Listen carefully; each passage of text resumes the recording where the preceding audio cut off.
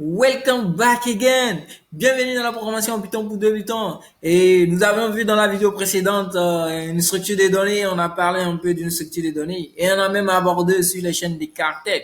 Et dans cette vidéo, vous allez apprendre les listes ainsi que les tuples. Donc, vous allez connaître un peu qu'est-ce qu'une liste et un tuple et comment on peut les utiliser, les manipuler. Il est très important qu'en programmation, on utilise beaucoup les listes. Donc, il faut les connaître en fait. Il faut les connaître pour pouvoir bien programmer si on peut pas, façon de parler. Donc, par le cas dans nos programmes, on utilise beaucoup vraiment les listes. Donc, de ce fait, qu'est-ce qu'une liste en fait? Simple. Allons-y. Une liste, en fait, on peut définir une liste comme étant, nous savons que dans le cours de programmation et dans le cours algorithme, on nous dit qu'est-ce qu'un tableau, par exemple. Un tableau, on met des éléments à l'intérieur d'un tableau. En fait, une liste a la même structure similaire. En fait, il y a une structure similaire qu'un tableau. Et dans cela, on peut mettre différents types de valeurs. C'est-à-dire, il peut contenir des nombres, des réels, un caractère, une chaîne de caractères. Et même, il peut recevoir encore une liste à l'intérieur, en fait.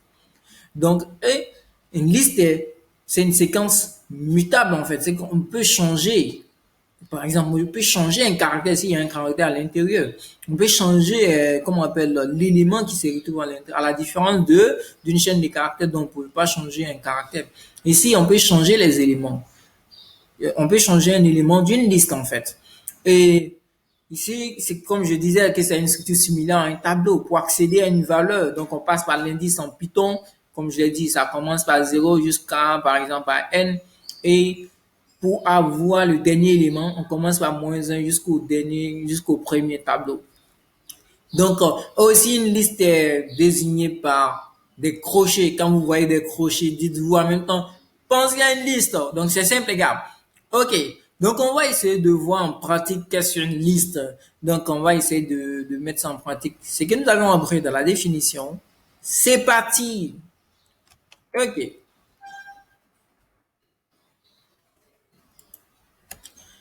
Donc, on est sur les listes. La première des choses, c'est qu'il faut savoir déclarer une liste. Pour déclarer une liste, c'est simple. Donc, pour déclarer une liste, on met juste le nom de la variable liste. Point. Liste.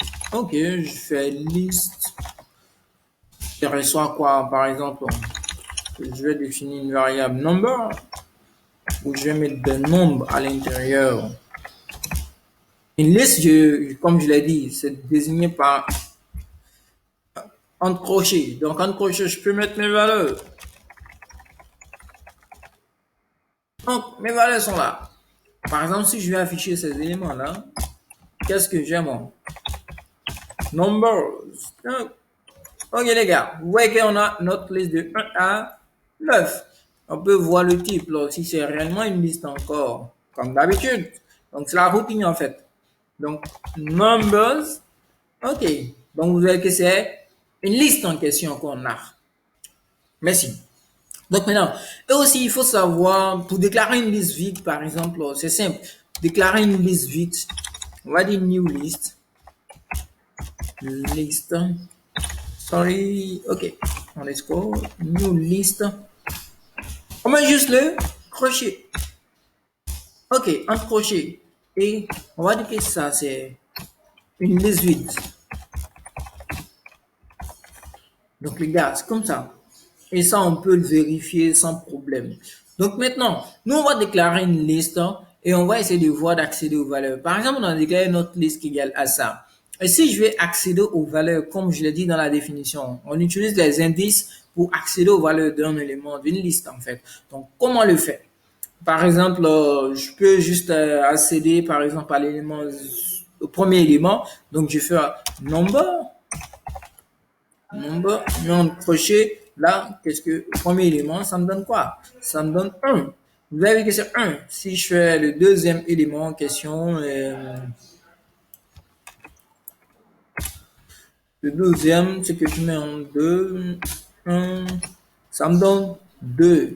Donc c'est ainsi, c'est comme ça que nous allons définir.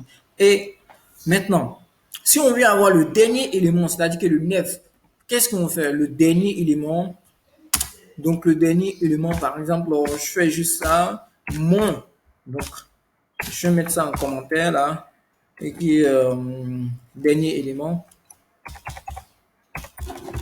Élément. Dernier élément de la liste. OK? Donc, si je fais ça, vous allez voir que ça m'a affiché 9. Donc, c'est comme ça. Ici, je vais avoir un ensemble d'éléments à l'intérieur de ça. Qu'est-ce que je fais? C'est simple. Donc, par exemple, je vais avoir de 0, de 1 jusqu'à à 5, par exemple. À 5, qu'est-ce que je fais? Je vais dire que mon nom là égale à quoi? Donc, je fais de 0, par exemple, là, jusqu'à c'est cette valeur-là. Ok, donc jusqu'à 5. Donc 0 jusqu'à 5, ça fait 5 éléments. Donc ça fait 1, 2, 3, 4, 5. Donc voici mes 5 qui sont là. Donc j'ai accès à cette valeur-là. Donc c'est pareil aussi si par exemple j'ai envie de voir par exemple à partir de cet élément tous les éléments qui restent par exemple là. Donc par-ci de là, donc 5 tout l'élément qui reste là, je peux avoir la valeur. Donc, c'est un peu ça. Donc aussi, je peux récupérer tous les autres éléments qui sont là. Maintenant, ce qu'il faut savoir, c'est qu'on peut aussi changer, on peut agir, comme je l'ai dit, une liste est mutable. C'est-à-dire qu'on peut permuter, on peut changer les valeurs qui seraient tôt à l'intérieur et on peut les modifier en question. Par exemple, on a notre liste là qui est égale à quoi? Par exemple, on peut le mettre à 10, par exemple. Comment on fait? Pour le mettre à 10, on va dire que number 0 là, est égal à quoi? Reçoit, ok, ça, ok, number 0 là, qui reçoit 10 par exemple. Si je fais mon print là, si je print le number, vous allez voir que non, vous allez voir que non, que je la liste que la valeur de l'indice 0 là a été changée à 10. Donc c'est un peu ça. On peut aussi agir sur le contenu. Imaginons qu'on a pris seulement le 5 là, et les 5 éléments. On peut changer ces 5 éléments là. Donc par exemple, je copie ça carrément juste là et puis je mets là. Et puis je mets ça, reçoit par exemple l'intervalle qui est là, tac, tac, tac. Et puis bon, ça, ok, je vais dire, ça c'est 10, ça c'est 20, ça c'est 30, 40, ça c'est 50. Donc, si j'ajoute ça et que j'essaie de le printer, qu'est-ce qu'il me donne?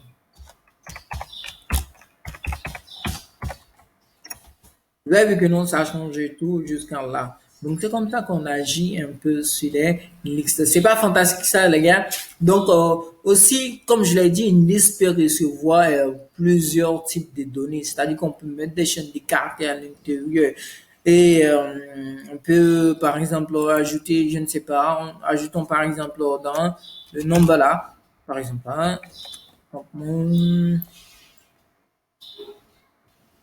ok, je vais dire ça par exemple.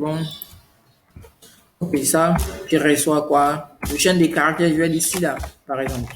Ok, donc ça. Et quand je vais printer, vous allez voir que non, c'est fantastique quoi en fait.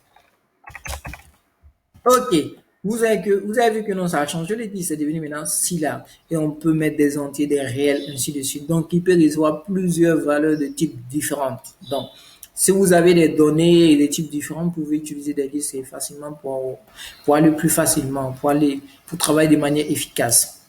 Et aussi, on peut utiliser des méthodes sur les listes. Méthodes sur les listes. Sur les listes. Quelles sont les méthodes qu'on peut utiliser par exemple? Quelles sont les méthodes? Par exemple, on peut utiliser pour ajouter un élément, par exemple, avec des méthodes. C'est simple. Par exemple, je vais déclarer une liste quelconque là. Ok, une liste. Je vais appeler ça new list. New list égale à quoi?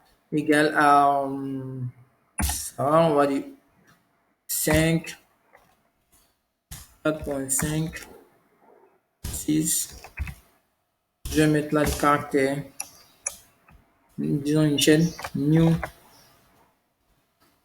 Et je mets là encore un caractère ici là. Et je mets là S par exemple. big 10. Ça, par exemple. Je déclare une liste. Donc, je vais ajouter un élément à cette liste-là. Qu'est-ce que je peux utiliser la méthode new list. Ça. OK. Je peux ajouter avec la méthode append, par exemple. Append l'élément. Je vais dire ajouter moi quoi? Ajouter Mohamed. OK. Donc, quand je vais afficher ça, par exemple, qu'est-ce qu'il me donne? Print new list. Qu'est-ce que j'ai? Vous avez vu qu'il a ajouté Mohamed. Est-ce que je ajouté Mohamed deux fois?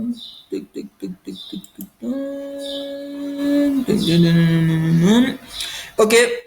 Il a ajouté Mohamed deux fois. Pourquoi il a ajouté Mohamed deux fois? Ok, il y a le 10 et le Mohamed qui est là. Ok. Ah, ok, en fait, je l'ai exécuté deux fois, donc ça fait trois fois maintenant que je l'exécute. Donc, ça ajoute en fait au fur et à mesure que vous exécutez, quoi. Donc, c'est un peu ça. Donc, ça, c'est notre queue list. On a ajouté Mohamed autant de fois. Donc, en fait, j'ai exécuté plusieurs fois. Donc, trois fois exactement. Ça fait maintenant trois Mohamed à l'intérieur. Maintenant, si je veux supprimer, comment on appelle, un élément ou, par exemple, ça, qu'est-ce que je vais faire, par exemple? Je vais dire, OK, list new remove. Je vais dire Mohamed, OK. Donc, il va m'afficher new list, print new list par Donc, vous avez vu que Mohamed a été supprimé. Si je le fais encore là, vous allez voir que non, ça a encore été supprimé. Donc, on a utilisé ça. Et aussi, on peut utiliser pop, enlever le dernier élément. Vous avez vu qu'il y a le Mohamed qui est là. On va enlever ce dernier élément avec pop, par exemple. Donc, en faisant ça, new list.pop, le dernier élément en question. Et je vais dire print, par exemple, ça, le new list là. OK. Donc, qu'est-ce qu'il me ramène? Tac, tac, tac, tac, tac. Vous avez vu qu'il me ramène directement ça. Il a enlevé le dernier élément en question. Donc, on va encore aller. On a utilisé quelques méthodes là-dessus. On va définir une liste. On va essayer de voir aussi si on peut ajouter un ensemble de trains avec des méthodes aussi, hein, comme on l'a vu, ajouter plusieurs éléments en même temps. Donc, par exemple, avec ma liste là, je peux faire une new list. Je peux ajouter, étendre en fait, extend, voilà. Avec extend, par exemple, je vais déclarer la liste ou bien les éléments que je veux, par exemple, mettre à l'intérieur. Donc, ici, qu'est-ce que je veux mettre? Je vais dire, par exemple, Sam, Tito, ok. Je vais ajouter Python. Je vais ajouter un, par exemple. Encore. Ok. Ça, par exemple, si je suis en pointer, donc qu'est-ce qui me ramène? New. Qu'est-ce qui me ramène? Ok, vous avez vu qu'il a ajouté Python, tuto, Python. Ah, ok, j'ai mis. Ok, super, gars. Ok, j'ai mis ça. Si j'exécute, ça va me ramener ça, Python, ainsi de suite. Donc, on a ajouté directement, on a étendu notre liste, on a ajouté des valeurs. Et aussi, on peut insérer des valeurs avec une méthode qu'on appelle insert aussi, par exemple. Donc, on va pas voir toutes les méthodes, mais ça pour juste vous dire comment est-ce que les possibilités qu'on peut faire avec les listes en question. Donc, par exemple, insert élément, donc, je sais pas moi. Donc, on peut insérer en fait un élément à une position spécifique. Donc, par exemple, je vais changer le dernier élément là.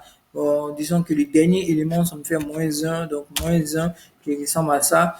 Et je vais ajouter quoi? Et je vais mettre là, qu'on appelle programmation, ok, programmation en fait. Ok, donc ici, quand j'essaie de printer mon list, qu'est-ce qu'il y a? Est-ce qu'il a changé? Ok, new list, donc Est-ce qu'il a affiché? Donc voici programmation. Il a ajouté en fait dans la liste. Donc c'est un peu ça les gars. Donc il a ajouté programmation dans la liste. Il peut comme ça agir sur les listes. Là. Donc c'est à peu près, il y en a une panoplie de fonctions qu'on peut utiliser, mais vous pouvez approfondir par vous-même et quoi. Donc c'est un peu certaines méthodes que vous pouvez utiliser sur les listes. J'ai vu seulement juste quelques méthodes. Maintenant, sur ce, on va partir maintenant expliquer un peu les tuples. Donc, qu'est-ce qu'un tuple? Donc, les gars, c'est parti. En fait, pour les tuples en fait ont une structure similaire aussi à une liste. À la différence qu'on met une parenthèse en fait. Et aussi, c'est une séquence humiliable hydrogène. Qu'est-ce que ça veut dire? C'est-à-dire que quand vous déclarez, quand vous mettez des valeurs en parenthèse là, qui signifie des tuples là, vous pouvez pas changer des valeurs. Donc, on va essayer de voir en réel, comment on appelle, comment ça se passe de manière pratique. Donc, pour les tuples, hein, c'est simple, comme je l'ai dit, ça, la déclaration, c'est juste, tu définis juste un tuple, on va dire new tuple,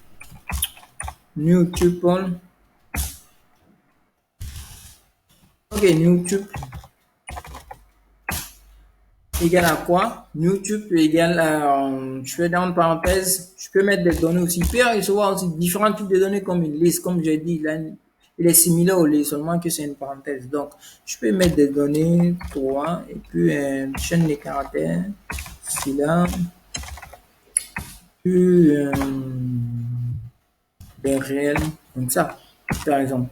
Donc, si j'essaie d'afficher print, j'essaie d'afficher le new tuple ainsi que le type de new tuple, qu'est-ce qu'il me donne? Donc, il m'a dit que c'est l'élément qui est là et c'est un tuple.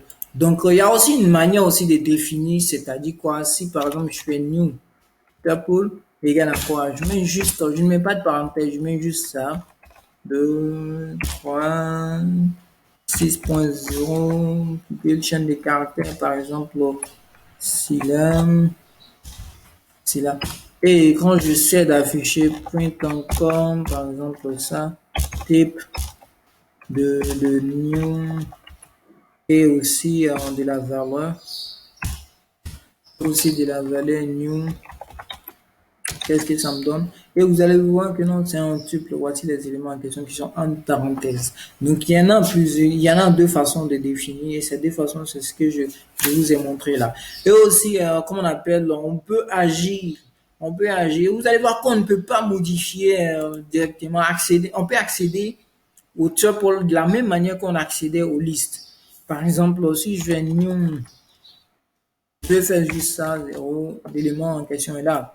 Et si je peux, comme on appelle, juste encore quelque chose d'autre, par exemple, new, je sais pas le dernier caractère, moins par exemple, ça, c'est là. Mais, imaginons qu'on veut accéder. Je dis que c'était immuable, donc on ne peut pas changer, on ne peut pas permettre les valeurs. Donc, vérifions ça pour voir est-ce que c'est vrai. Donc, si par exemple, je prends la valeur, la dernière valeur là, et que je vais changer ça en quoi? En Scylla là, par exemple, en momètre, par exemple. Donc, est-ce que c'est possible? Il me ramène une erreur. Ce n'est pas possible. On ne peut pas changer les données qui sont. Mais on peut changer quand on déclare une liste à l'intérieur d'un tuple. Parce qu'un tuple peut recevoir plusieurs types de valeurs. Donc, imaginons que dans notre new tuple là, on a ajouté par exemple ça. Donc, dans notre new tuple là, on a ajouté ça en fait. Un new tuple 1.0 5, 10, là par exemple. C'est là. Et aussi, je déclare une liste à l'intérieur de ce tuple là. Je vais dire 3, 15, 5 et puis une liste, je dis photo. Ok. Donc, par exemple, j'ai ma nouvelle liste qui est là. Si j'essaie de l'afficher disons que j'ai mon niveau le new tuple qui est là. Si je vais l'afficher, qu'est-ce que ça me donne? Donc, si vous avez vu que non, s'il y a une liste à l'intérieur et je peux avoir accès à cette liste-là, comment avoir accès? C'est simple, donc le new tuple, je suis à, par exemple 0, 1, 2, 3, 4, donc 4. Quand je fais 4, ça me ramène la liste. Maintenant, comment avoir accès aux éléments? Je fais un deuxième encore crochet. Si je vais avoir l'élément 0, l'élément 1, l'élément 2, l'élément 3, par exemple, l'élément 3, je vais avoir, ça va me ramener Toto. Maintenant, on a vu que quand on a essayé de modifier la valeur là, c'est pas passé, c'est pas possible. Mais imaginons qu'on veut modifier la valeur d'une liste dans un tuple, ça c'est possible. Donc, imaginons que j'ai envie de changer par exemple Toto en Scylla. Donc, qu'est-ce que je vais faire? Je vais prendre par exemple cette ligne là et que je vais essayer de changer en Scylla. Donc, je mets Scylla par exemple. Scylla, je mets Scylla. Ok.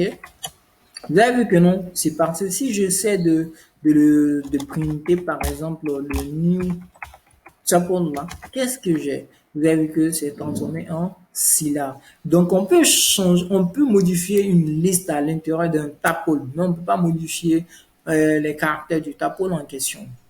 Donc, parce que la liste était mutable, mais les autres éléments ne sont pas mutables, ils sont immuables.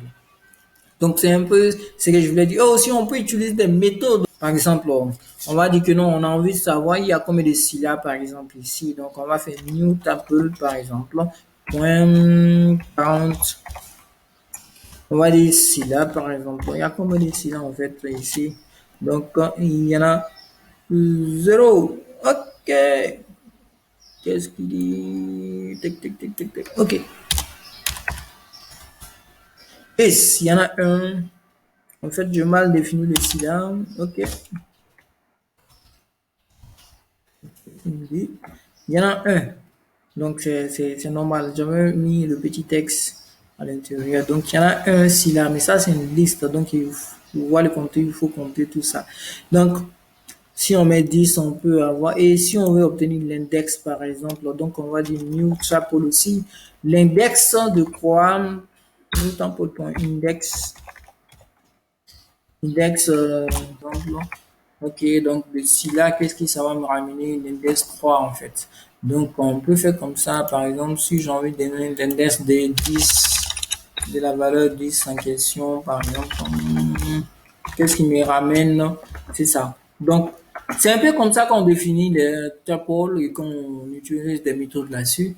Et vous voyez comment c'est simple.